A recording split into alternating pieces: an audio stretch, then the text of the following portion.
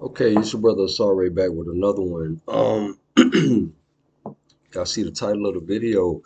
Um, this is Sabean number two. We're gonna get back into that whole Sabean current, getting back into that whole idea, but we're gonna come from a slightly different perspective on this video. But this is Sabean number two, Arabian Nights, Ancient Ethiopia, OG Kush, Zaba.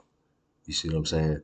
It's funny. It's a testament to how you live inside of your mind or whatever. Because I'm sitting here talking about I can name the title of the video OG Kush. It's somebody thinking that we finna talk about weed, but we're not finna talk about weed. I ain't talking about the type of OG Kush that you smoke. I'm talking about we finna go into this Wayback Machine and find this OG Kush. We finna go over to you know the history, some good history and everything like that. And we're gonna take a journey into the ancient world. It's going to be a interesting deep dive. Now, the books that I'm going to come from with this, I'm going to come from this right here. It's Prehistoric Nations, John Baldwin. I'm leaning heavy on that. I'm going to still, come from this Gerald Massey, Natural Genesis. You see what I'm saying? I'm going to still come from that. And I'm going to make reference to the Pygmy Katabu. And what I do, I will bring it on home with Drusilla Dungy Houston's work, Volume One of Wonderful Ethiopians of the Ancient Kushite Empire. So I think this will be a real cool deep dive. So we're gonna kind of get into that. I'm gonna start off with uh, a piece out of Prehistoric Nations by John Baldwin. So just to give you an idea of this, shoot, when we talk about Prehistoric Nations by John Baldwin, this book was written 1869. So this thought process, I know this is not a common thought process. If you go on the internet, you're not going to be able to find too much about it, and you really got to piece this together because the information is very obscure from this one. But it just shows in 1869, around close, not too far from the turn of the century, somebody else was thinking like this. Somebody else had put this together, or whatever case may be, right? So we're gonna get into this. All right. Um, if you go back to the previous videos I did about the pygmies, right? We were getting into the book Pygmy Katabu. It was basically talking about the mythos of the pygmies or the Twa in Africa in the Ituri rainforest at the foothills of the mountains of the moon and everything like that. It was talking about how they viewed their mythology and how pretty much they were isolated there. Their influence went out into the world at certain points, but they never received any influence from the rest of the world and everything like that. And they were kind of isolated there, and they developed their own understanding or whatever. Now we know from previous videos, as far as like the Sabean, the video we did about the first Sabean video that we did, or whatever case may be. Initially, we dealing with a mother goddess and her son, right? Now, when we get into the Twa and we start talking about the pygmies or whatever case may be, we no longer have the mother goddess and her son. We have a father god. The patriarchal side has come in. We have the father god and his messenger or his prophet or his son or his angel, because the pygmies dealt with the angel of the moon. You see what I'm saying? His messenger or the angel of the moon was supposed to be the first man. He went up to the moon and he receives the commandments from God or whatever case may be, and it's equated with the biblical Enoch. Just kind of giving a little context here. Okay. So the punchline in all this is, according to the pygmies, according to the Twa, they're the aboriginal Africans. You see what I'm saying? All the other Africans come from somewhere else. I will say that again. According to the book Pygmy Katabu, if you go back into the video where we literally reading out of that book or whatever case may be, there's several parts in there where I mentioned that according to the Pygmies, the other Africans come from somewhere else, but they just came there in such a remote era or whatever case may be, that they're considered to be Africans, sort of like how we said with the Dravidians in southern India. They've been there so long or whatever, we just attribute South India with the Dravidians. But based on when we do a deeper dive at the culture and everything like that, they have a lot of motifs that's not from there or whatever case may be. The same thing as it pertains to Africans. So we're going to get into this. So we page 58, John Baldwin, Prehistoric Nations, right? Okay, Arabia was the original Ethiopia or land of Kush. The countries of the Upper Nile were called Ethiopia because they were at first colonies or dependent provinces of ancient Arabia. At a later time, when the ancient and long continued sway of the Ethiopians of Arabia declined and gave way to the rise of great monarchies in West Asia and India, and the Kushite regions of Asia received new masters and took new names, Arabia itself was reconstructed by new forms of political organization. And finally, the later Greeks and Romans introduced the custom of confining the name Ethiopia to certain African countries on the Nile above Egypt. So when we get Ethiopia, that's a we know that from you know what the Greeks referred to it as, or what or what have you. But as we gonna see, as we keep getting into this, you have certain words that come up. You see what I'm saying? Like the word Habesha. You see what I'm saying? Habesha is a word that's specific to Ethiopians, like African Ethiopians. They identify that word Habesha, or that's a part of their history. It's not a language. It's not a culture. It's not a religion. Most people who have that attachment to that word don't even know where it comes from or whatever case may be. So when we get into some of this, we start talking about the word Habesha has its origin in southern Arabia. You see what I'm saying? And there were Habesha tribes on both sides of the Red Sea or whatever case may be. And the original um, seat of Ethiopia is actually in this Arabian Peninsula, as we're gonna get into. You see what I'm saying? So page 59, the testament the testimony of the older Greek literature is no less conclusive. The fact is incontestable that in the early traditions and writings of the Greeks, this name Ethiopia seldom refers to any region in Africa.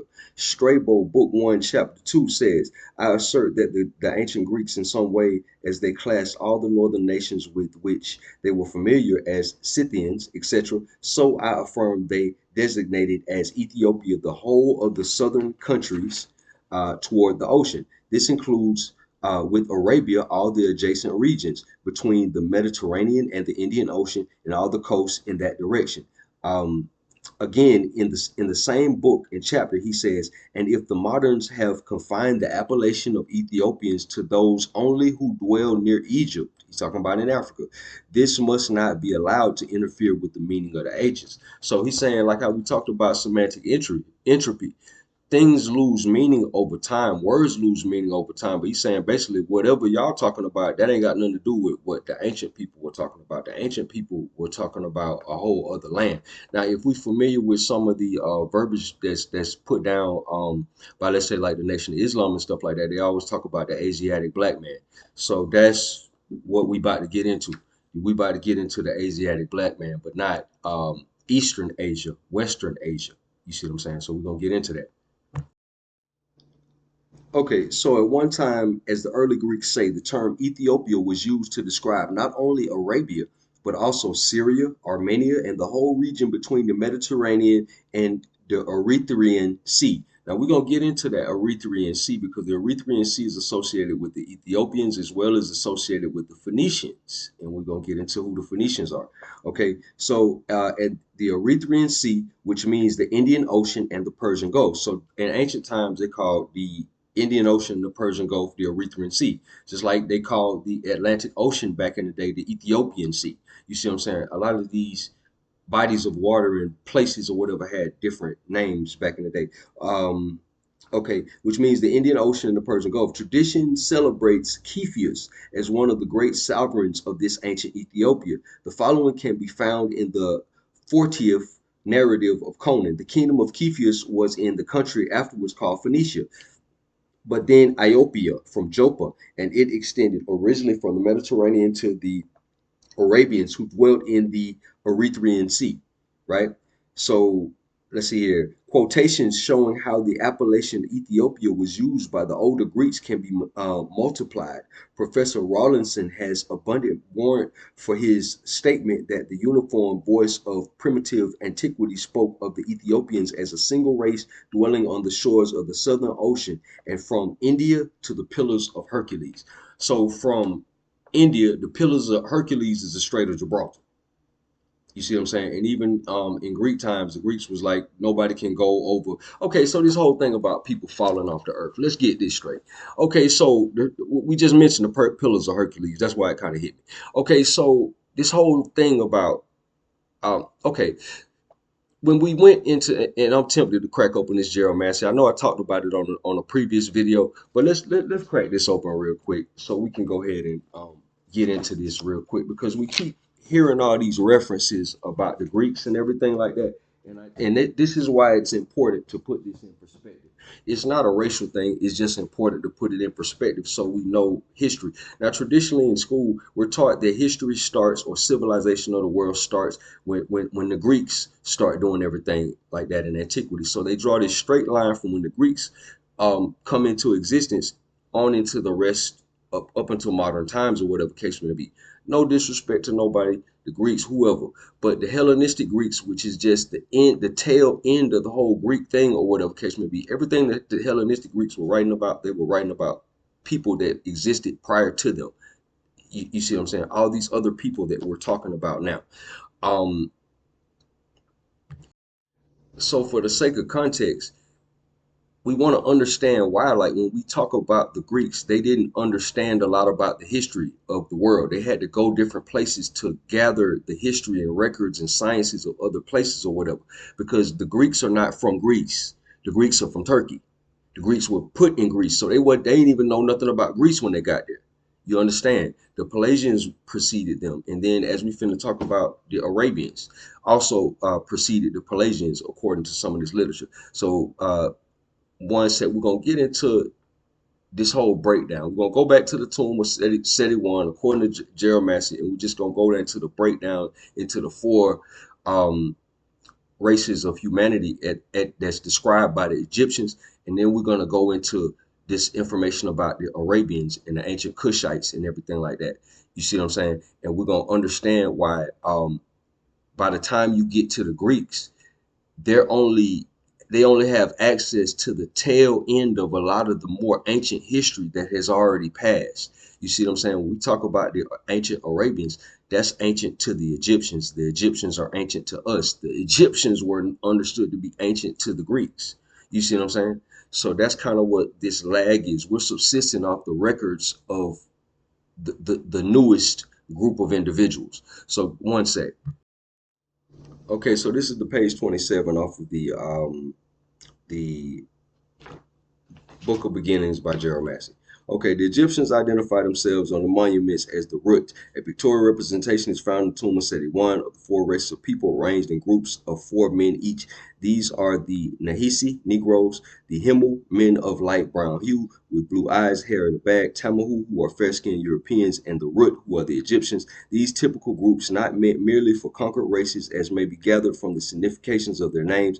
The Tamahu are light-complected people. In Egyptian, Tama means people and created. Who is white, like ivory. The Tamahu are created, are the created white people. Na is black ink. Ne, a blackbird. Su is the person or birth. Nahisu, one black born, or in Egyptian phrase, black from the egg. Su. Him is the rudder, to paddle, to fish. Hemi, to steer. The Himu, thus indicated as sailors, seafarers, people of the Isles of the Gentiles, might be rendered in the Egyptian by the Isles of the Amu or Himu. The hieroglyphic him is a sign of a water frontier. So just to point that out, because I know that we have a lot of the semantic entropy has gotten real bad, and I know people they often say things like, "Man, the Egyptians weren't black," so we just want to go ahead and establish that, and it's not a racial thing, but we got to establish some context so we know where we're going and where everybody is, and so where when you know the proper context of everything, you can make you can come to logical conclusions. But if your stuff is built on something that's not true, then we're gonna be all over the place. We're gonna end up God knows where. And it may be a more simple conclusion that may be beneficial to everybody. You see what I'm saying? If we get the right information in a truthful manner. So let's keep going. Okay, so we back in. So I'm gonna detour real quick to Celestial Ship of the North. I know we're familiar with this from the last Sabean video that we did. So this is page number 32. In the oldest times within the memory of man, we know of only one advanced culture, of only one mode of writing, and of only one literary development vis-a-vis those of Egypt, and we know of only one contemporary people who could have had knowledge of this culture, appropriated its results, and conveyed them to other nations. This was the Kushite, the master of the Erythraean Sea. That's the point of me reading this. The Erythraean Sea, that same sea that I was telling you that that's the Indian Ocean and the Persian Gulf, that's associated with the Phoenicians as well as the those people who live at the southern tip of Arabia.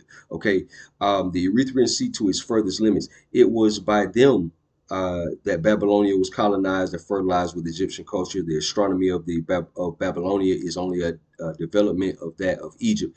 Its architecture, that is to say, its temples as well as its pyramids and obelisks, is an imperfect imitation of Egypt's originals. And so, with the other arts, at every step we meet in Babylonia with the traces of Egyptian models. So that's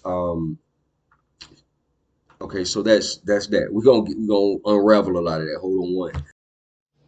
Okay, Celestial Ship of the North, page 24. Okay, tradition also claims that Ethiopia was the home of the Egyptians, that the founder of Egypt came from Meru, a word which signifies inhabitants of the mount at the north, the birthplace, the outlet. In Hebrew, writing Saba, land of the Sabeans, Ethiopian Kush are names of the same country. The Egypt beyond Egypt, Saba, the first son of Cush, is mentioned with Cush and Mitzrayim, and the inhabitants of Meru were the Sabeans from the wilderness. It is to be remembered that there's a wilderness above in the heavens and a wilderness below on earth. Okay, the name Cam means to create and also black. Hence, Cam signifies the home of the black race, the Ethiopians. Mythologically, this race came from Keph, the constellation in the northern heavens, the Draco star constellation at the center of the Dendera, basically the thigh, what they call the thigh. The thigh, signifying Typhon, mother of the human race, to people who look to the north as the ideal place for primitive parentage and birthplace of the world. Okay, so let's keep going. Okay, we're about to make the point real quick. Um, this is page 15 on volume 2 of Natural Genesis. Now, I know I took three different sections. This will be the third little section. Now we're gonna wrap it all. We're gonna wrap it all in. Okay, the Ethiops, says Diodorus, relates that they are the first of all men in order of time. They were the children of Kep or Keps, i.e., Cush or Habesh, who, as genetrix of the seven, formed the first cycle of time in heaven, and who began Hebrew Shivach, or Eve, the life, the bone of all flesh, the typical substance born of she who was personified as the great mother of inner Africa and as the mother whose name means life, bone, and rib. So we mentioned a little bit earlier about the word Habesha, and as we can see, the um typically people can't tell you what that word comes from or alludes to, but like I told you, it's an amalgamation of the tribes that were on both sides of the Red Sea that originated um, at the southern tip of Arabia and everything like that, at a place called Saba. See the word Sabean, how we've been talking about this whole time or whatever? Saba or Zaba is a place. You see what I'm saying? And as it goes into the word Habesha, Habesh, apparently, based off of this, is synonymous. They were the children of Kep or Keps. They're talking about the thigh. Like that's where they come from. That's where they say that's where they come from. Cush or Habesh, who as the genetrix of the seven, the mother deity, Taweret, or Typhon as it's called in that tradition or whatever. So the word Habesh ties into Typhon in some ancient forgotten type way or what have you. So this next piece, like I said, a lot of this stuff is very obscure information. So this next piece I'm gonna go into this comes from an article from Madot.com. Okay, saying most of the earliest inscriptions mentioning Habesha deal with wars, alliances, and peace treaties among rivaling Yemen kingdoms. See what I'm saying? Habesha comes from that's a term that's coming out of Yemen. It has nothing to do with the African Ethiopia. You see what I'm saying? Um, and this is a quote: Shamir of Du Radin and Himyar. Himyar is the name of a person, but a whole dynasty of kings. Had called in the help of the clans of Habeshat for war against the king of Sheba, but Maku granted the submission of Shamir of Du Radin and the clans of Habeshat. So they're talking about tribes and clans. That's a tribal name, a clan name, and everything like that. But as we just talked about, it's deriving from this whole Sabean current, and that's not, and it's in this, it's arriving from the Sabean current that precedes the patriarchal Sabian current. Because remember, we're talking about the lunar aspect of the lunar phase. They're still dealing with a lot of the Sabian concepts, and even like when we look at the Twa, some people refer to the Twa as Sabian in nature. And the moon thing is Sabian. When you get into the Middle Ages and stuff like that, and you get into the Sabians of the Umayyad dynasty and stuff like that, or whatever, of the Muslims and stuff like that, they dealt heavily with the moon. It was more lunar because they were trying to blend in with Islam. So the lunar phase does qualify as a Sabean, but the original Sabean being phases is Ophinian star worship. It's gonna get more into, let's say, like from an Egyptian perspective, let's say like the 36 decans and all that. It will get into um more star based, excluding the moon. But like when we, excuse me, when we get into uh let's say this whole idea of the Habesha thing or whatever, this is just a little slither of evidence that you have your um Ethiopians in Africa that's originating out of Yemen. All right. Like how we said before in Pygmy Katabu, it says that the Twa felt that they were the Aboriginals in Africa, and the other Negroes migrated there at some remote time. All right. Okay, so we're gonna hop back into this prehistoric nations, back into this John Baldwin. Uh, and this is page 65. The old Sanskrit geographers applied the term Kushadwipa.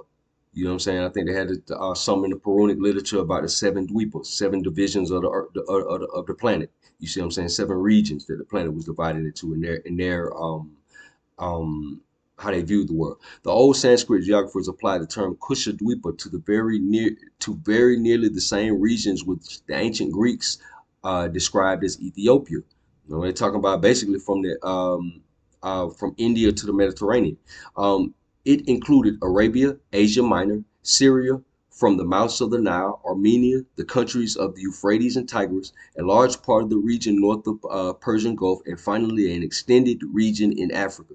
In remote prehistoric times, it was the richest, most populous, and most enlightened portion of the world. Kushadwipa was in two parts. So, according to the Homer and the Greek, was Ethiopia divided into two parts. So they're saying the mythos of the Purunas is mirroring what the Greeks is talking about.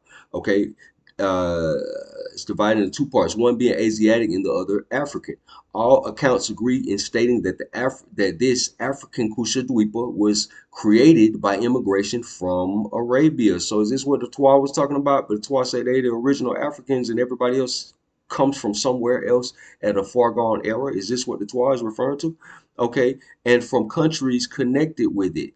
And it seems to have extended not only northward, but also down the southeastern coast of Africa and so far into the interior as to include the Somogiri, or mountains of the moon, and the lake regions around the sources of the Nile. All right. So remember when we talking about he's talking about Sanskrit scholars and he's talking about the Puranic literature and everything like that. So remember what we've already established as far as that's concerned. That's for one, before it's recorded in the Puranic literature, this is primarily oral tradition. And like we broke down on the previous videos, your Aryans are what history recalls as the Hyksos, which are um, from a city called Zois, which is the capital of its nome and was basically the capital of the delta at a far gone era and is associated with the Typhonian current. So they got thousands and thousands of years of history and everything like that, but it's not written down for the most part. It's recorded in the oral tradition. So what they talking about is probably one of the more accurate renditions of this history that you're gonna run into, because as we start talking about it more, by the time you get into Islamic Arabia and everything like that, when they spread Islam, they destroyed a lot of the records and they rewrote the records. Most of the records of Arabia that you're gonna run into, they're Islamic scholars and stuff like that. You have very little information that talks about Petra. You see what I'm saying? And you have Petra in the north, and then you had Saba in the south and everything like that. We talk about Arabia and everything like that, and that's a whole nother conversation, because realistically, a lot of information is coming out that would suggest that in the time that Muhammad lived, Mecca didn't exist. You see what I'm saying? They're saying that what's described in the Quran as Mecca is actually Petra in the north, which where you have petroglyphs. They talk about Mecca was a place where the prophets had died and all this stuff like that, or whatever case may be, and they were buried. That's more accurately describing Petra, but that's a whole nother conversation. You can YouTube that. It's a lot of people. I mean, I can't say nothing that they ain't already said. It's a lot of people who are talking about that. Okay, back in this prehistoric nation, this John Baldwin. Okay, this is going to be page 66. It is now admitted. It is now admitted um, that people of the Kushite or Ethiopian race, sometimes called Hamites, were the first civilizers and builders throughout Western Asia. Remember, we were talking about Nation of Islam use the terminology the Asiatic black man, but this is what they're. This is this is the story of the Asiatic black man. Okay, were the first civilizers and builders throughout Western Asia, and they are traced by remains of their language, their architecture, and the influence of their civilizations on both shores of the Mediterranean, in eastern Africa and the Nile Valley, in Hindustan, and in the islands of the Indian Seas. These people had a country which was the home of their civilization. These civilizers, this third race now so distinctly reported by scientific investigators, but not yet well explained, must have been very different from a swarm of nomads or a flood of disunited tribes moving from region to region without a fixed country of their own. Those wonderful builders whose traces reveal so plainly that the habit of fixed life and spirit of developed nationality were not a horde of homeless wanderers. They had a country of their own from which their enterprise and culture went forth to other lands. And this country must have been Arabia. Yeah, so what you get into when we start talking about a lot of this stuff, you're gonna find that the Arabia that's closest to our time, closest to modern times, is not the same thing that they're talking about or whatever. When we go over Drusilla Dungeon Houston's work and stuff like that, probably toward the end, because I mean she leaves little to the imagination. She goes in on it. That Arabia that we're familiar with, it's not the same as the previous Arabia. We're talking about a time there was no Arabic, there was no Hebrew. A lot of the languages that exist currently, or whatever case may be, in that place, didn't exist at that time. And basically, what she's saying is that nomads don't create culture. People who are nomadic and travel from place to place, or whatever case may be, it's hard to create works, architecture, um, and all types of philosophy and things of that nature. It's hard to do all that. She's saying that this is the mother civilization that influenced some of the more notable civilizations in the ancient world, or whatever case may be. They influenced the architecture, culture, and sciences of those other civilizations and everything like that. So she was saying they were not nomads. Okay, this is page 73 out of Prehistoric Nations, the two races in Arabia. At the present time, Arabia is inhabited by two distinct races, namely descendants of the old Adite, Kushite, or Ethiopian race, known under various appellations and dwelling chiefly at the south and east and in the central parts of the country, but formerly supreme throughout the whole peninsula, and Semitic Arabians. That's the second kind. She's making a distinction between the Kushite Arabians, the originals, and the Semitic Arabians, right?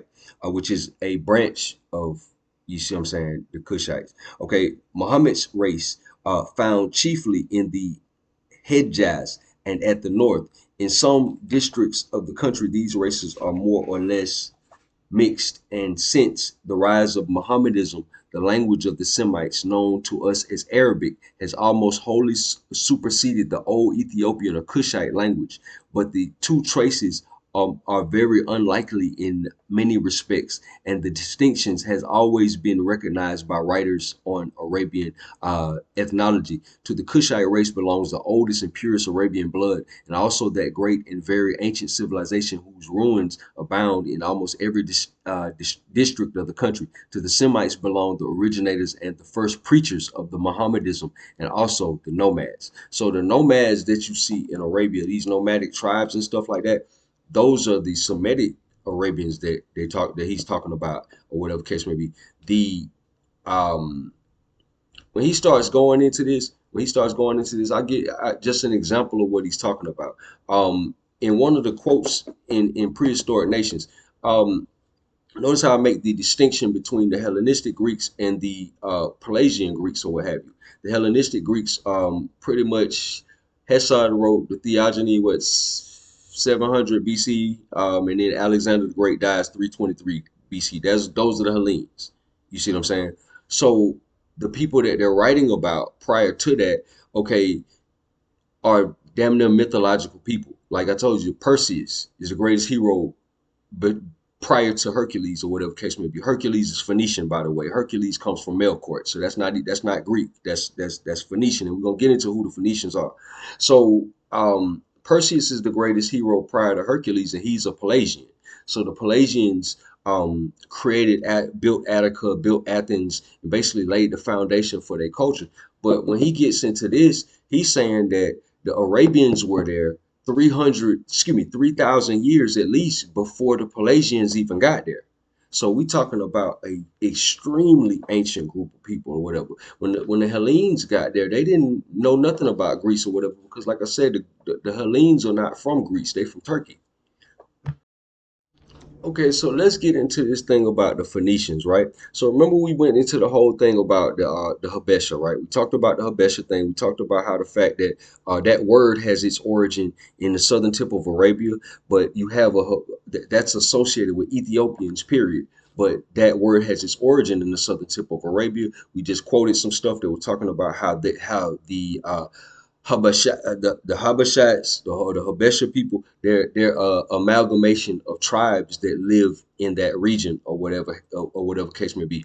They're neighboring to, like, what we call in Saba and the Sabeans and all that, or whatever case may be. And we talked about they have some kind of tie to these Phoenicians. Okay, so let's go into who the Phoenicians are. Herodotus said the Phoenicians are come from the Red Sea. I said a couple other videos that's damn near the land of Punt, but we also have this Erythraean Sea that we've been dealing with. So Erythraean Sea is Persian Gulf and Indian Ocean. So let's get into this. Okay, the origin of Phoenicians. This is page 130 on Prehistoric Nations.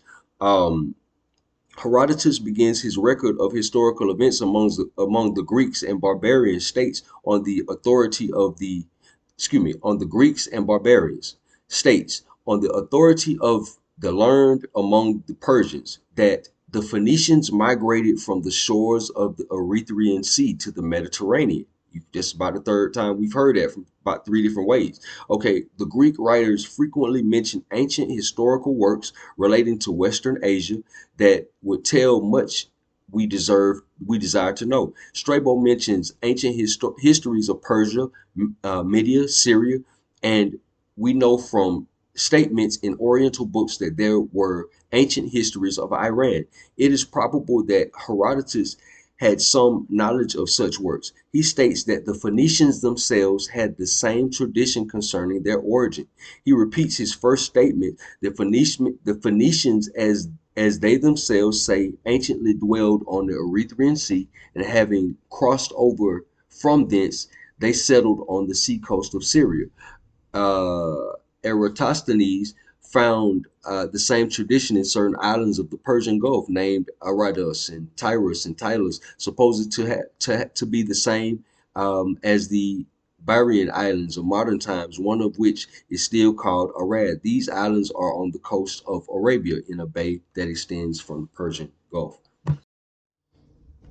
Okay, this is page 131. Okay, it will appear that the people called Phoenicians were a branch of the great Kushite race, and that the country that occupied was originally a part of that empire of Kush-Dwipa. So there we go again. So he's referencing that name from the Puranic literature, which extends from the Erythraean Sea to the Mediterranean. At that very remote period, when the first Kushite settlement was established on the Mediterranean, there was undoubtedly a great movement of Arabian Kushites in that direction from all parts of the peninsula, especially from the commercial districts on the southern and eastern coast. On the southern coast, the southern tip of Arabia, because that's a port, and then you start getting into uh,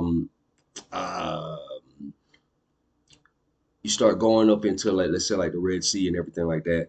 And on that western side of Arabia, in the eastern coast of Africa, that's a major commercial area or whatever case may be. Let's see here.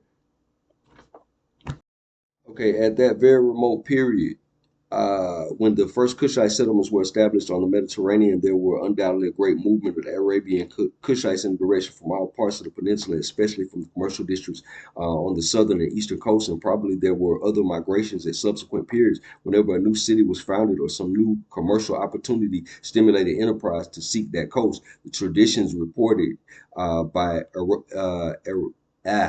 Eratosthenes appears to signify at least when Tyre was founded 2750 BC, circa around that time. Okay, I think Memphis was founded 3000 BC, just to kind of give an idea.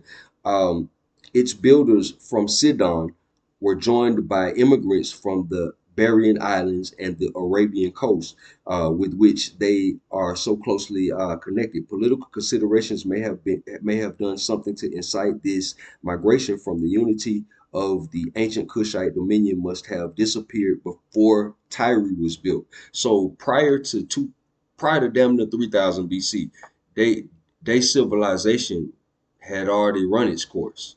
You see what I'm saying, for the most part. Um, and the independent nationality of Phoenicians must then have reached the great condition of prosperity which it maintained for centuries afterwards. So just to kind of, when we talking about Tyre, right?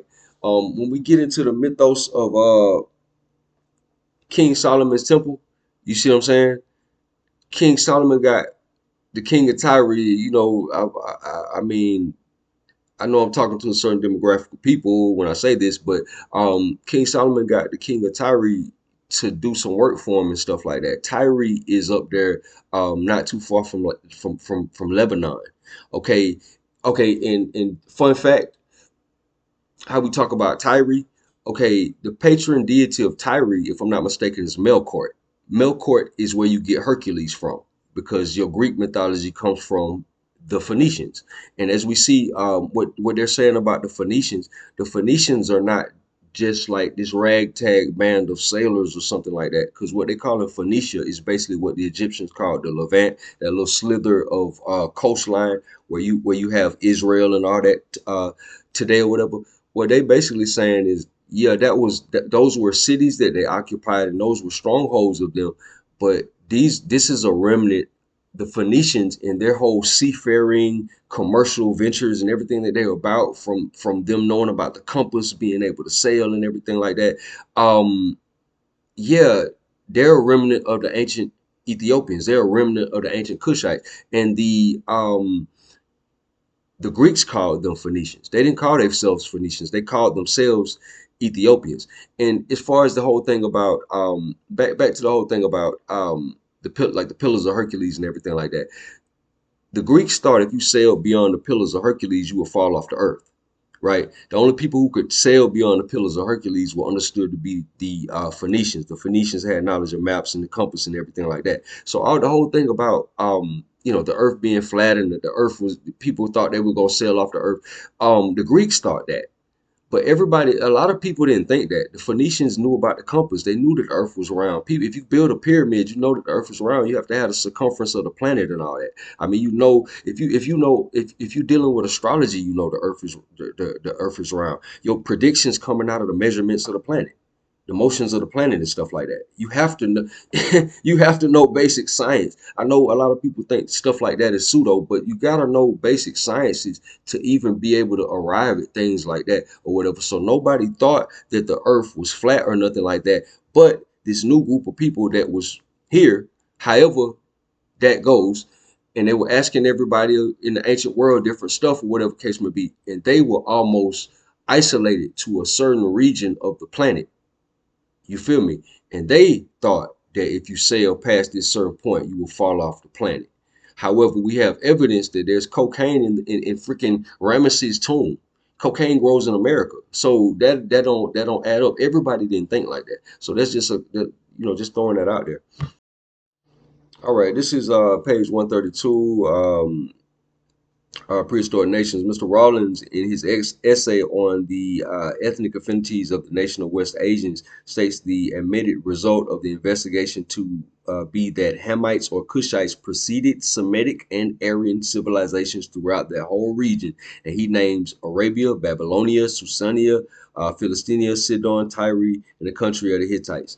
So he names all those places and stuff like that to say that they would the Kushites preceded them and they were there first. All right, page 134.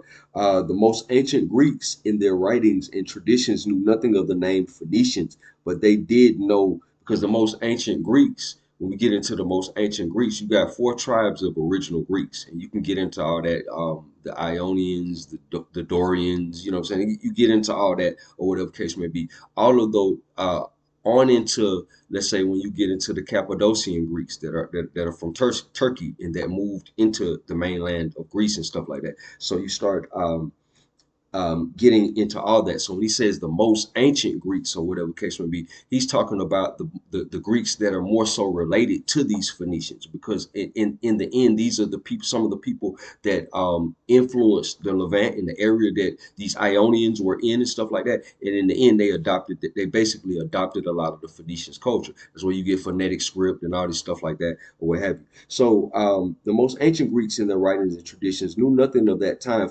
Phoenicians knew nothing of that name, Phoenicians, but they did know and use such names as Ethiopian, Sidonians, and Aradians. Ethiopia was the term most commonly applied to the country afterwards called Phoenicia. Okay, so the whole area, the area that they were in, which the Egyptians called the Levant, they called it Ethiopia. You see what I'm saying? That was a portion of Ethiopia to them.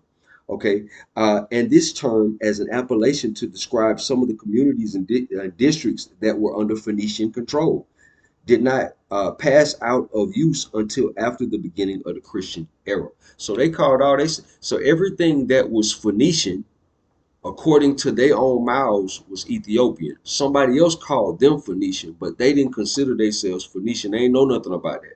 That's what y'all calling, somebody else. But they consider themselves Ethiopian. And like I say, um, the Ethiopian thing, the Habesha thing. We going back into this amalgamation of tribes and groups that come from the remnants of this old empire that settled in these specific areas, specifically in southern Arabia as well as the eastern coast of Africa. All right, page 137. Uh, Prehistoric nations. The immigrants who built the old Phoenician cities did not go out of their country. They did nothing more than extend its borders and its populations to the Mediterranean Sea. Their country was Ethiopia or Kush-Zaba, this big expanse of land that we were just talking about. And the new settlements were as essentially a part of it as the older communities on the Erythraean Sea. The Kushites who settled on the Mediterranean might justly claim that their ancestors were part of the original people of ancient Ethiopia, which we're talking about Arabia, without meaning that they were the original occupants of that particular portion of it. The arguments, okay, yeah, so he's comparing arguments with another individual wrote something else, but yeah, that's what we wanted to kind of point out in that one. All right, page 141. They worship the hosts of heaven, the planets, as representatives of the supreme being. They were Sabean. You know what I'm saying? They dealt with astrology and astronomy. And among these, Baal and Astarte and Astaroth represented the generative powers and productive powers of nature. Generative and productive powers of nature. It was the Kushite system found not only in Phoenicia and Arabia, but also in Egypt, Chaldea, India, and wherever the influence of this race was established in ancient times. So remember we were talking about they were talking about the Vedas and the Purunas and all that. Before it was written down, it was an oral tradition and everything like that. So basically you had a almost a common metaphysics. As he talked about the productive and generative powers, all of this metaphysical talk or whatever case may be that we talking about, that was an oral tradition dating back into a time where they didn't need to speak and write in a more farther, more ancient time or whatever case may be. Yeah. Um, so let's see here.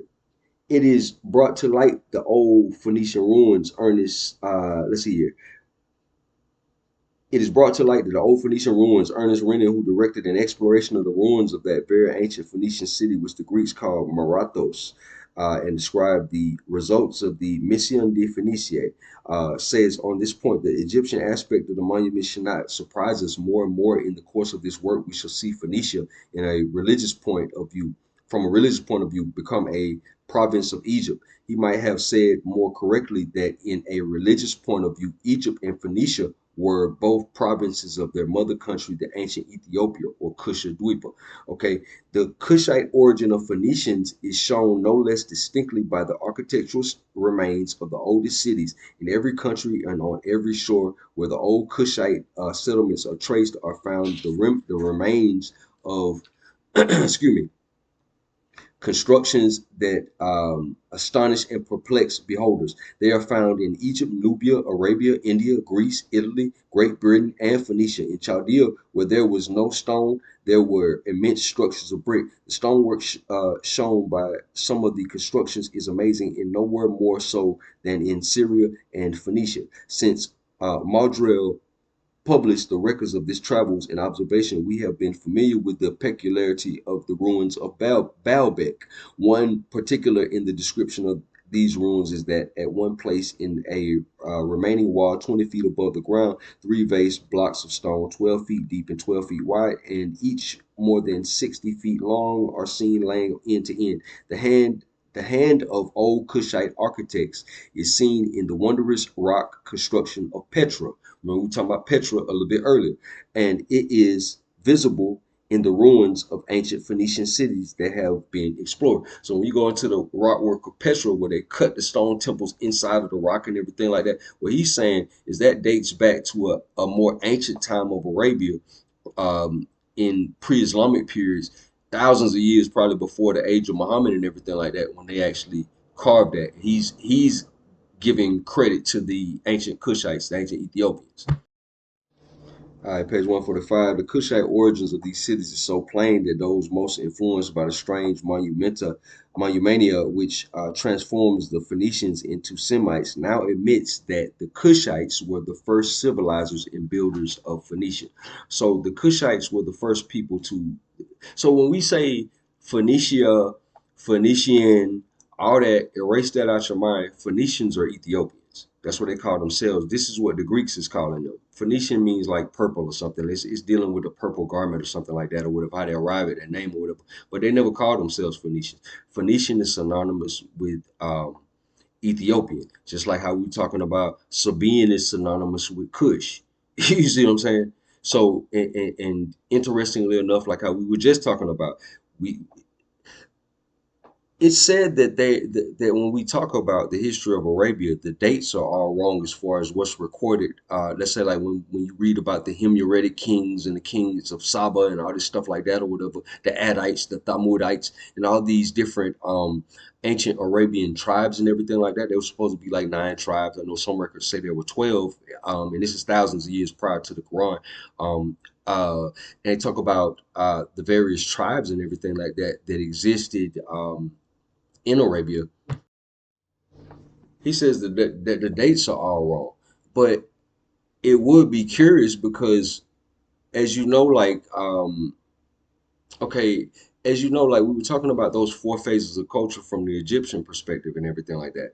Um, we're running into a time the moon is a prominent motif at certain times and everything like that in the mythos of Arabia and everything like that. We see that with the Sabeans in the Umayyad period and everything like that. They're dealing with the moon as long just right along with the Muslims or whatever case may be. The unification of the various tribes during the time of the creation of Islam.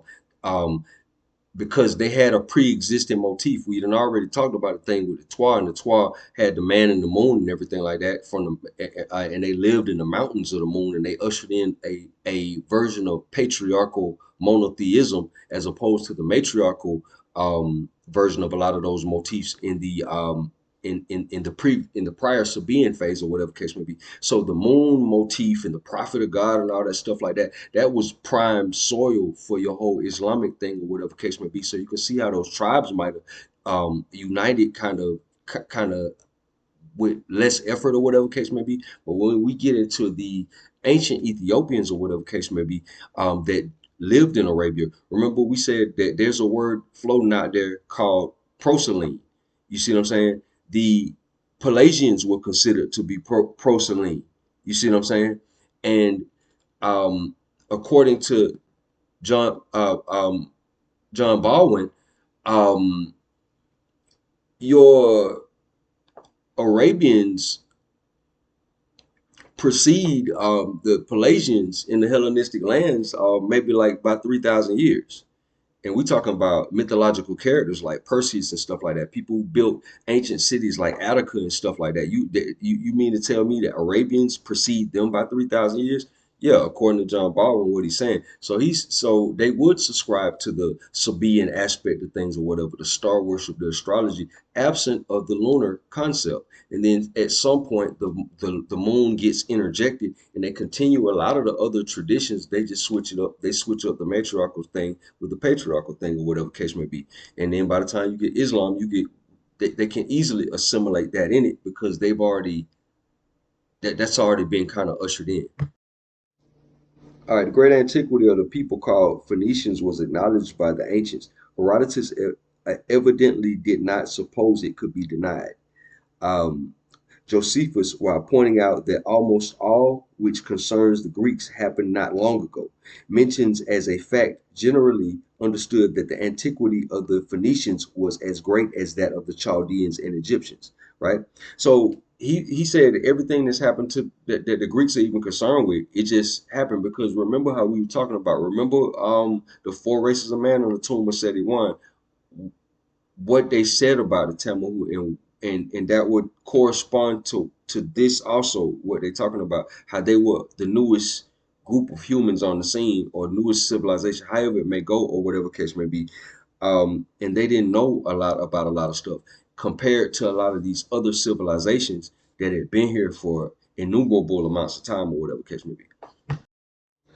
He says, writing against Epion, the Greeks acknowledged that they were the Egyptians, the Chaldeans, and the Phoenicians who preserved the memorials of the most ancient and most lasting traditions of mankind. So he say the Egyptians, the Chaldeans, and the Phoenicians. Remember what we said about that word Phoenician? We're gonna kill it. We're gonna chop it up because it's a that's what somebody else called those people. Those people didn't call themselves Phoenicians. They called themselves Ethiopians. And we already established that just by the tracing the word Habesha, excuse me, that word has its origin in the southern tip of Arabia, but yet that's what Ethiopians are identify with or can be referred to or applied to. Yeah, because that's the tribes that came out of Arabia. You kind of see where we're going with this as we can.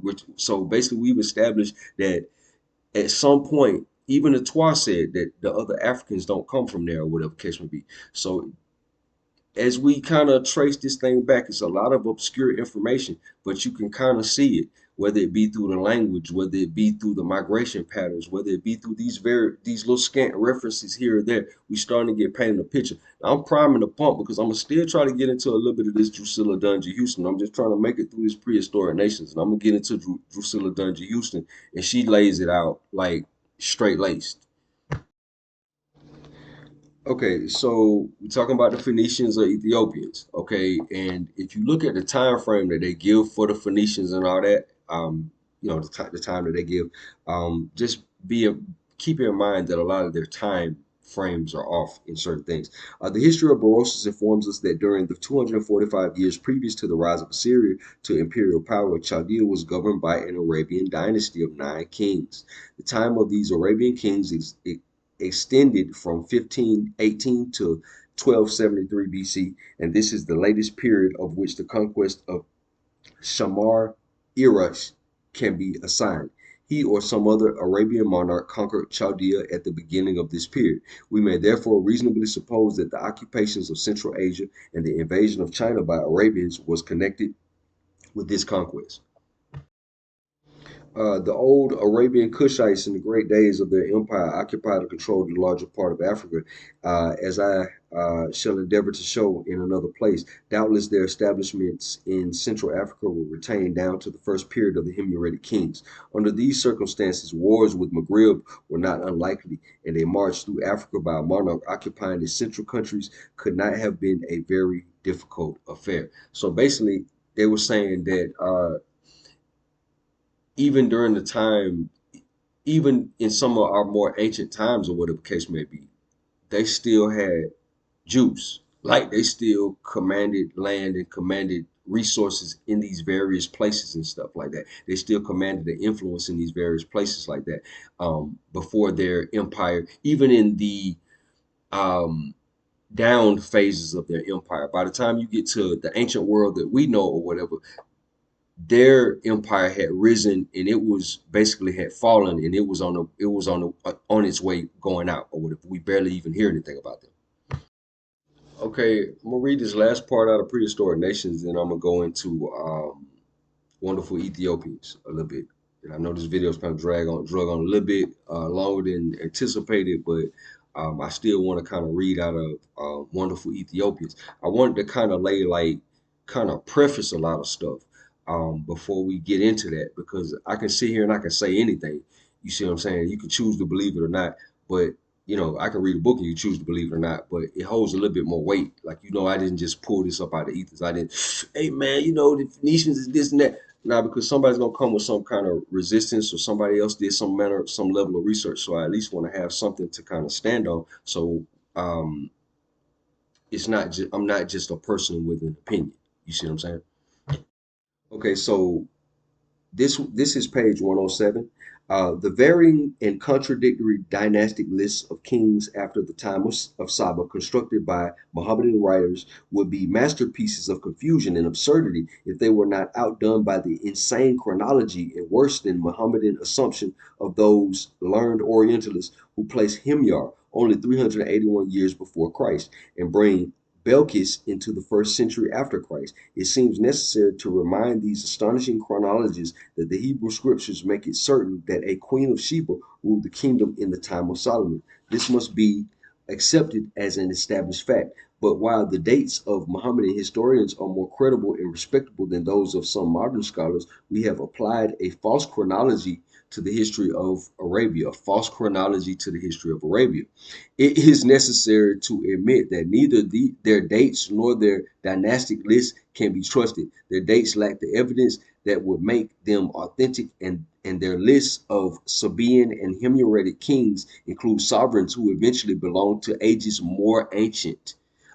While in other respects they are confused arbitrarily and unwarranted. Nevertheless, among the materials collected by these writers, there are royal names and brief historical fragments that engage attention. So basically, what they're saying is that they put they'll have names of people like how we saying Ad is supposed to be the name of a person. You see what I'm saying? The Adites, the Thamudites, the Himyarites. All these are you know kings and groups of people or whatever that correspond with different kingdoms and things or whatever case may be. But they saying like when you look this stuff up or whatever, they're gonna place it closer to the current era. And truthfully speaking, it's no telling when these people might have actually lived. They come from a more ancient, a more remote past. All right. All right. So all everything else, I just we just covered the John Baldwin. prehistoric nations, and I just want to kind of like lay the foundation with a lot more, words, technical terms, place names, and things of that nature. So if you want to actually do your research or whatever, you can look a lot of this stuff up um, in the more obscure little corners of this type of information or whatever. Now I'm gonna go into I'm gonna just run this down. This is Drusilla Dungeon Houston. Her work, Wonderful Ethiopians of the Ancient Kushite Empire. I'm just gonna she got chapter number 8, Arabia and her ancient races.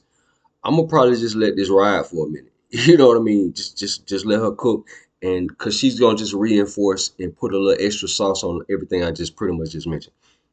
I'm not going to read the whole book, maybe a portion of a chapter or two, you know what I'm saying, just to kind of close this out.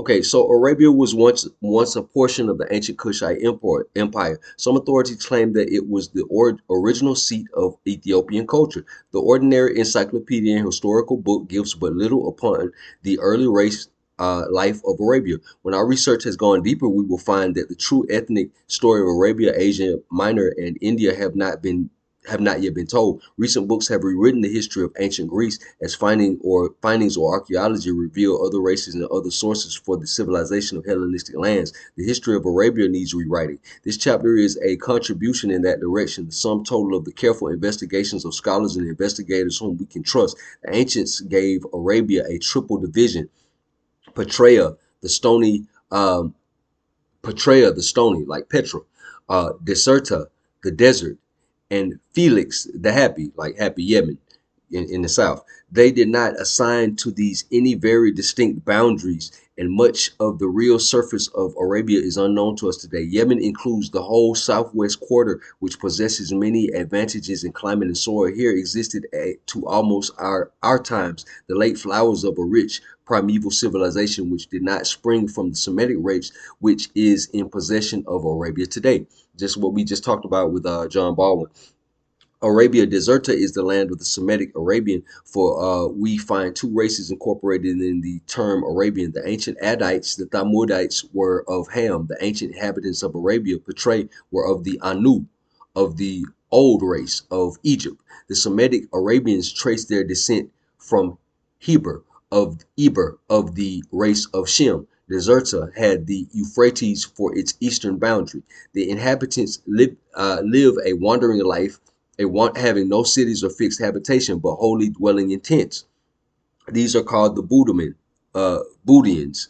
Uh, when the scriptures spoke of Arabia, it referred to a smaller territory than the vast region we call Arabia today. Hebrews spoke of the Kedem as the land of the east. Arabia portrayed lies south of the Holy Land. In this region dwelt the Edomites, Amalekites, Cushites, and other tribes. Arabia Felix lay still further south, being bordered by the Persian Gulf and the Red Sea. Okay, I'm skipping down a little bit.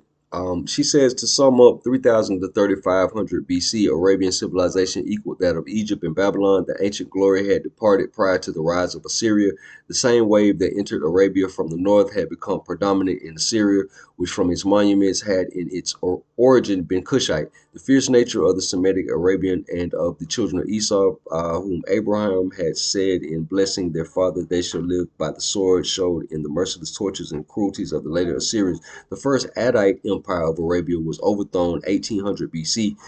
So as you can see, um, you know, if you look up probably the Adites or what have you, they're gonna give you some more recent date for this or whatever, or what have you. She's saying that they were overthrown in 1800 BC, so long ago that the cause now is mythical.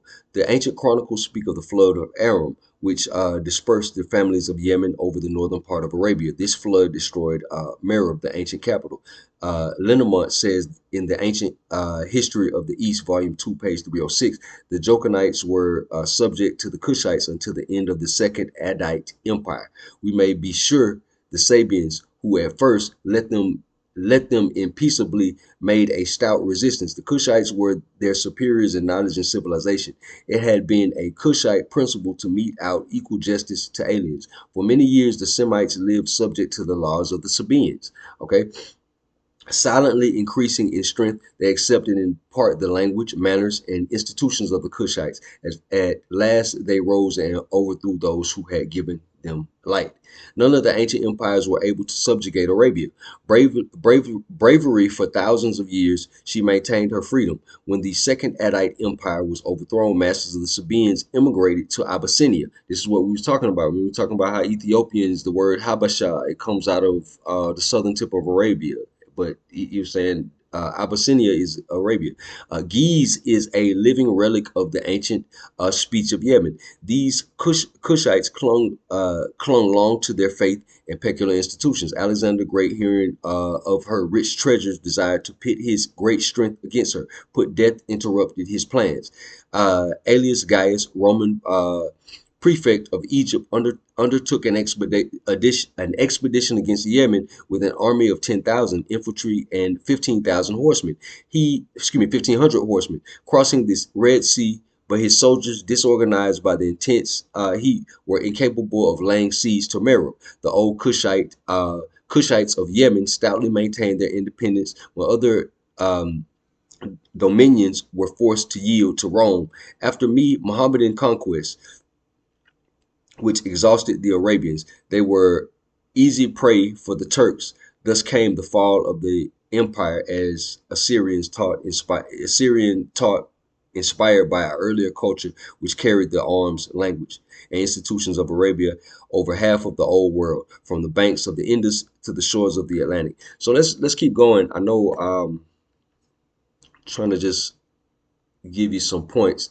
Um, this is chapter 9, the marvelous Arabian civilization. Arabia was one of the earliest colonies of ancient Kushite empire of Ethiopians. Baldwin claims that it was the original land of Kush. He says the oldest recorded traditions, Arabia is the land of Kush, that celebrated Ethiopia at the very remote times. He continues, in older ages, um, in ages older than Egypt or Chaldea, Arabia was the seat of an enlightened enterprise and civilization that went far into neighboring countries. At that time, Arabia was the exalted and wonderful Ethiopia of olden tradition.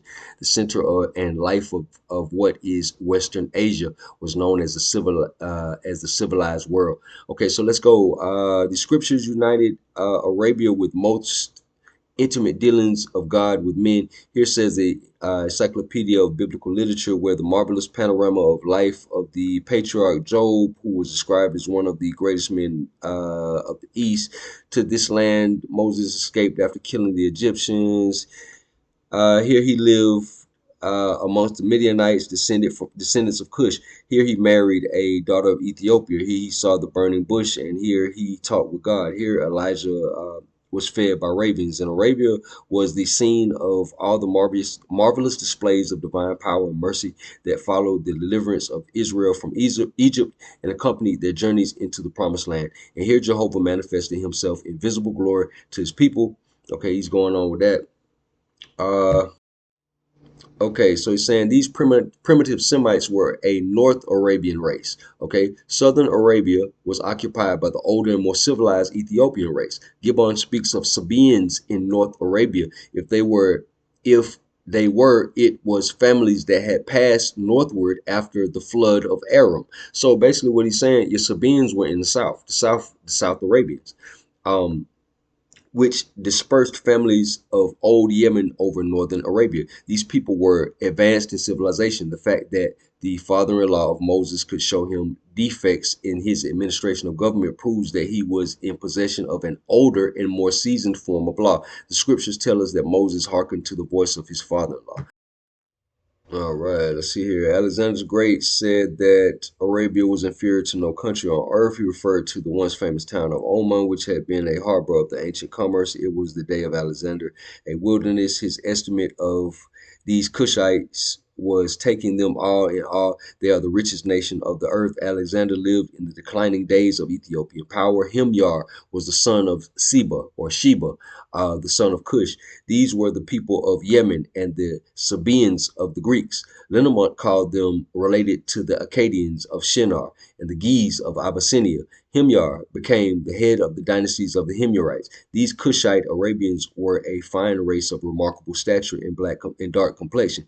These Semitic Arabians are brown, thin, small, well formed, and of opposite traits from the Kushite Arabians. The Omani kingdom attained a latter great splendor at the beginning of the 19th century. The conquering Mohammedan tribes of the north in idol destroying mood have affected all the pagan temples that once covered Arabia. Several enormous stone circles, like those of some parts of Europe, built as far as the primitive religion, still remain.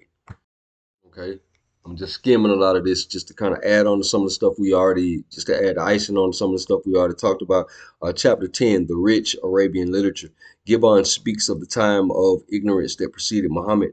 This is true if we speak of Semitic Arabia, but later research has revealed a different source of the literature and land. Britannica says of Arabia, volume 2, page 230, Arabia is poor in monuments, is superabundancy rich in manuscripts. There are verses inscribed to the kings and heroes of Yemen, dated 1,000 years or more before the Christian era. We find undeniable specimens of at least 2 full centuries before Muhammad of poems which, in vigor and polish, yield to few composed in Arabic or any other tongue. At this early date, we find metric and rhythmical laws, simple yet susceptible to the highest art, with a scansion of almost Horatian elegance and variety that Pope himself might have admired, but could hardly have imitated. The nation of Arabia that were nomadic were tardy in the arts of peace. Before the time of Muhammad, they had no literature. The times of the prophets were growing ancient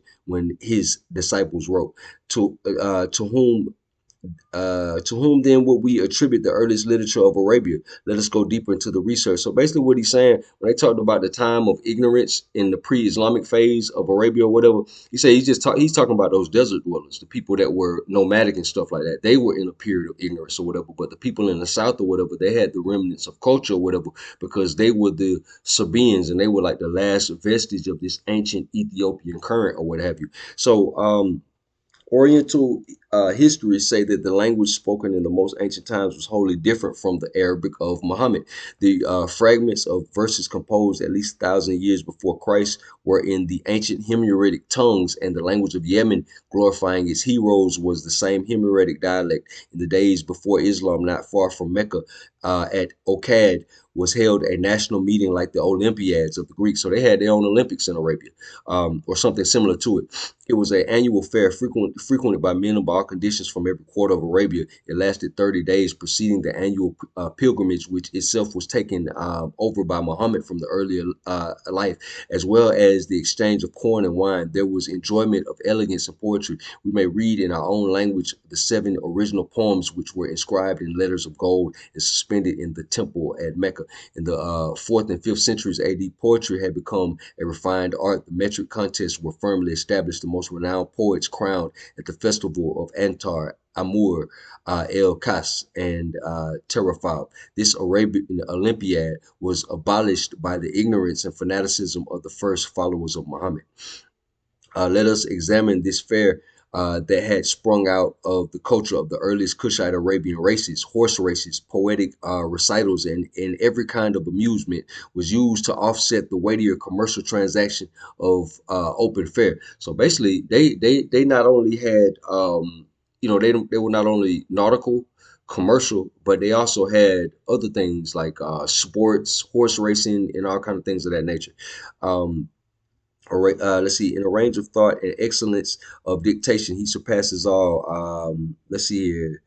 Tagire furnished Tennyson with his model for Locksley's Hall. Ibn Figure composed poetry that has never in its kind been surpassed or even equaled by the poets of any land. We find in the annals of Nasir, a Negro who was master of descriptive poetry. This is the estimate of the Arabian poets by the literary critics of high repute of other lands. Many European writers dwell drew their inspiration from romances and legends like the exploits of Antar and the Arabian Nights, which have become a part of real literature in the world. So basically, what they're saying is a lot of your stuff that was put out in the Renaissance and stuff like that is coming from this. This is where your Moors and all your all this renaissance of fresh ideas and everything like that, this new age and everything like that, when Islam comes in because they're into mathematics, sailing and everything like that, it's a resurgence of a lot of this stuff. They already had stuff like that there. You see what I'm saying? They already had a lot of stuff like that in their culture in the backdrop or whatever case may be. The culture of the Circassians and Islam arose and flourished from integrating of Semitic blood upon the older Kushite root. The mitigated language, the mingled language was distinguished for its richness, softness, and high degree of development. By the spread of Islam, it became the sole written language of all southwestern Asia, eastern and northern Africa, and for a time of southern Spain, Malta, Sicily. Arabic writers of the Semitic division wrote so late that from religious prejudices and lapse of time, they were incapable of being faithful historians of the older Kushite civilization. The older Kushite civilization had risen and fallen by the time these cats even started writing anything.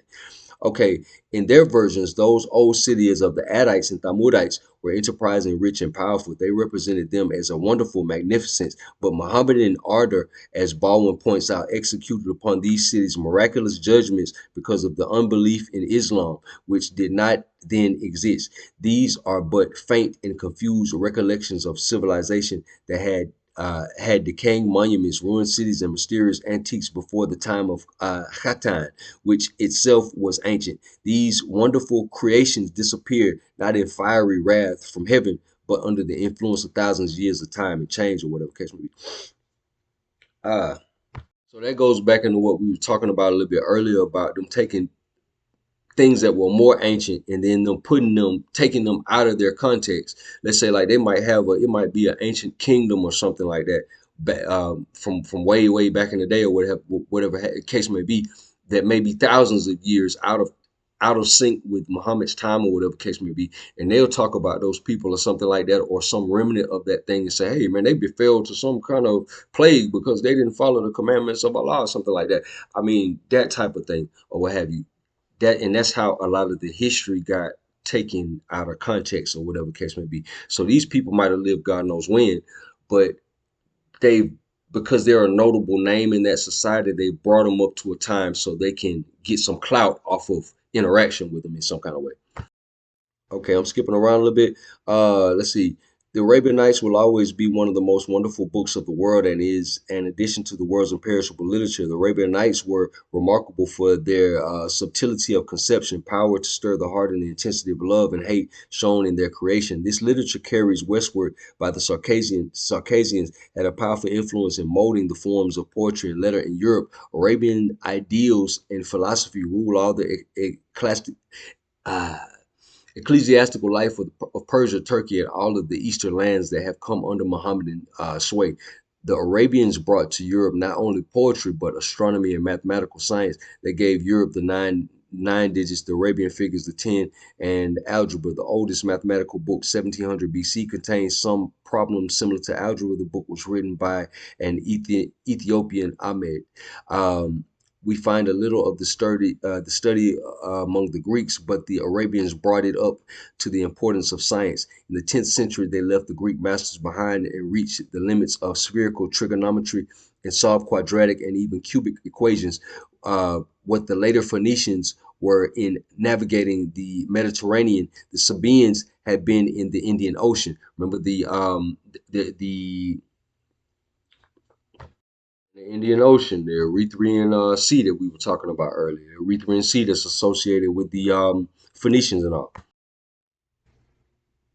Okay, they created the knowledge of geography in the Middle Ages, which they had gained from the commercial activities that had nourished the ancient cities of Babylon, Tyre, and Sidon. It can be important to note that everything that these people could do was not written down, because again, a lot of this was oral tradition. And basically, what he's saying, when they talk about the Arabians, as far as history is concerned, no doubt that they did preserve a lot of the teachings that the Egyptians gave the Greeks, and that's a lot of your European historians. They make it seem like that was the source of basically this renaissance in Arabia that the Moors partook in and everything like that was considered to be the golden age of Islam.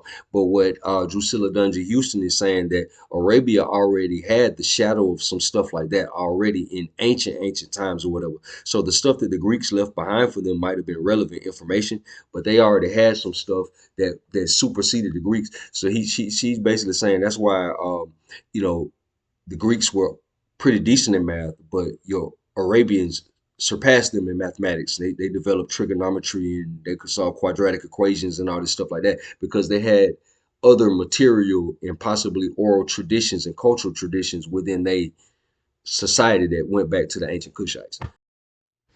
Okay, in the early days, no Greek poetry, oration, or history were ever translated into Arabic, right? Arabian imagination and reason did not need such assistance for a period of studies of the Mohammedans were confined to the interpretations of the Quran and the elegance and poetry of their native tongue. But the later caliphs collected the knowledge of other seats of ancient culture with comparative rough musical instruments. They carefully elaborated a musical scale. Their book of songs contained 100 airs, each esteemed a masterpiece by competent judges. As a people continually facing death in battle, the medical art became highly esteemed. They were the first to make medicine a true science. They invented the probang, a valuable surgical instrument. To them must be credited the lancet and the couching needle. Arabians were the first to develop chemistry, and they first prepared prescriptions for mixing drugs. From them have come down to us most of the medical recipes of today. For whatever resources chemistry availed itself up until the recent date, we are indebted to Arabic research, right? All right. I'm going to backtrack a little bit. I'm going into chapter 5, and I'm going to kind of wrap this up in a second. Okay, so the sacred books of Hindus speak of a old race that came down from Upper Egypt and peopled the Delta. They mention the mountains of the moon, like how we mentioned with the pygmies, um, and the Nile flowing through Barbara. Herodotus says in his second book, they say that in the time of Menes, all Egypt except for the district of Thebes was a morass, and that no part of the land now exists below the lake Meris, was then above water. To this place from the sea is 7 days' passage up the river. Diodorus Siculus says in book 3, the Ethiopians say that the Egyptians are a colony drawn out of them by Osiris. Okay, and that Egypt was formerly no part of the continent, but a sea at the beginning of the world, and that it was afterwards made land by the Nile River. This testimony is corroborated by geology. Rennell, after scientific investigation, says the configuration and composition of the lowlands of Egypt leave no room to doubt that the sea once washed over the basin of rocks on which the pyramids of Memphis stand, the present base of which is reached by inundation of the Nile. Okay, Okay, Bunsen believes that the time preceding Menes was greater than since Leopold says under the fourth dynasty 6,000 years ago, the nation had approached the highest development at which we find her, of which the ruins still bear witness. The admirable system of monuments writing showed its highest perfection in the oldest ruins. So the more the older the ruins, the more sophisticated the means from what it's looking like. This certainly indicated a long previous development. This was the age when Egypt was under the dominion of Ethiopia. The farther back we go, the more perfect the art and the purer the ideals. The ancient temples were almost covered with inscriptions. So universal was education that even workmen wrote upon the stones. Chronology, as we have computed it, makes no allowance for the many ages through which Egypt must have passed to have reached the high stage of culture that she had obtained at the dawn of recorded history. The chronology of Berosus, Manetho, and the Hindu sages include ages of which other races possessed no history and seem incomprehensible to us. These were Kushite races, the first men, and bring over a record of ages preceding the deluge. So this ties into what we're talking about with proselyne. You see what I'm saying? when we say pre-lunar, pre-deluge, or whatever case may be, their chronology is backed by the findings of science, which has shown that the Earth is older than the puny period allowed by Usher's chronology. The Bible says that 1,000 years with our God is a day. Examinations of prehistoric culture reveals that, but the rich languages, complex systems of religion, and astounding architectural achievements which appear when the curtain of history was lifted are proof that the earth is older than we perceive. The priest of Sais said to Solon, "You Greeks are novices in all the knowledge of antiquity. You are ignorant of what passed here or among yourselves in the days of old. The history of 8,000 years is deposited in our sacred books, but we can ascend to much higher antiquity and tell you what our fathers have done for 9,000. I mean, their institutions, their laws, and their brilliant accomplishments." Baldwin points out that neither Solon nor Plato thought it improbable the Greeks could tell nothing of their progenitors and but little of the Pelasian race that preceded them in the Hellenistic lands. There can be no doubt, says Baldwin, that the Egyptians preserved old records of the early periods of their history, extending beyond Menes. This knowledge was lost to our time by the destruction of the Alexandrian library and the fanatical zeal which destroyed all pagan manuscripts. Again, the significant questions arise: why were the Greeks so ignorant as to their ancestors, and why did the Egyptians hold the knowledge of earlier Hellenistic life? We already talked about why the Greeks were so ignorant, because we talked about that when we went into the Temple of Setiwan and the four races of man. It talks about the order in which everybody got here. It must have been that the historic Greeks were but immigrants into the Hellenistic lands. Yes, we said that, but the historic Greeks are from Turkey. Um, uh, that in prehistoric ages had been filled with the rich culture of another race akin to the Egyptians. That the deluge didn't, like we just said a minute ago, the deluge did not reach this portion of the human race may be the reason why Ethiopia was able to introduce civilization to other races. All the races of Earth had their traditions of a universal deluge, but the African, they may have brought over to us the knowledge of the arts and wisdom of the antediluvian world. Reclus also declares all the marvels of Egypt were not tire work of the Ritu. Neither Usher's chronology nor the little country Phoenicia can suffice to explain the mighty and widespread influence of the Kushite race in human affairs, whose traces are visible from further India to Norway. Yeah, I mean, I just wanted to kind of skim over that a little bit. I don't have a copy of Wonderful Ethiopians. I had to look at it on my phone and everything like that. But I think I think we kind of, because normally I give y'all page numbers and all that. But normally I think we kind of like, I don't know, touch what we need to touch on or whatever case may be. I think the main takeaway from this um would be that Arabia has a hidden history, and that Arabia is the original seat of Kush. And just like how we talked about earlier with the Twa, they said the original or the aboriginal inhabitants of Africa and all the other Africans come from somewhere else. And when we examine Ethiopia and the history of Ethiopia, and we understand that we're not just talking about the Ethiopia in Africa, we know that by that, we were talking about the word Habesha a little bit earlier, whatever, how it has its origin in South Arabia and everything like that. And even the Phoenicians in the latter day travels of the Phoenicians and stuff like that, possibly even, let's say, like languages like the Dravidian language or whatever, may all be influenced by this. But we just had to go a little bit further back or whatever case may be, because I know we did the whole thing. You have the dynastic Egyptians, then you have the pre-dynastic period, and we've been kind of working these four phases of culture in ancient Egypt or whatever case may be.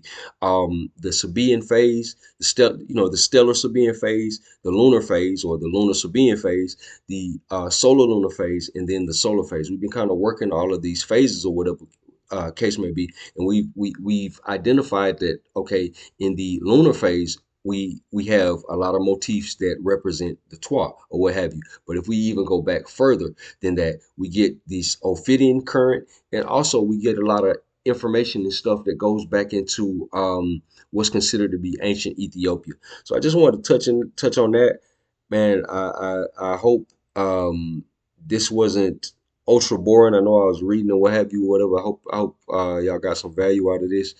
Um, Appreciate the love. I mean, I know we close to 3,000 subscribers now. I really appreciate all the love, and um, I'm trying to keep pumping out the material.